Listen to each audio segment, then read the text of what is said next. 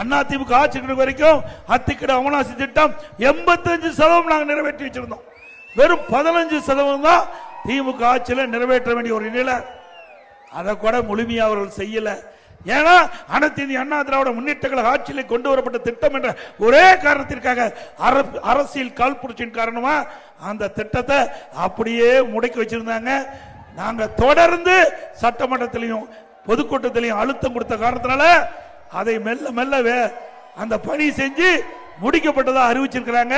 இன்றைக்கு காலையில் நடந்த அதை கட்சி சார்பற்ற விவசாய சங்கத்தை சேர்ந்த பிரதிநிதிகள் சொன்னாங்க, இந்த திட்டத்தை நீங்க கொண்டாந்தீங்க, இந்த திட்டம் முழுமையா விவசாயிகளுக்கு கிடைக்கவில்லை. இந்த அரசு வேண்டுமென்ற திட்டமிட்டு கடை கோட்டிருக்கின்ற ஏரி குளம் நிரப்பாமல் இருக்கு தண்ணீர். அனைத்து இந்திய அண்ணா திராவிட முன்னேற்ற கழக அரசு வந்தவுடன் இந்த திட்டம் முழுமையாக செயல்படும். கடை கோட்டிருக்கின்ற ஏரி குளம் குட்டை கூட நிரப்பப்படும். இது அண்ணா திமுக சாதனை மட்டுமல்ல, வரலாறு.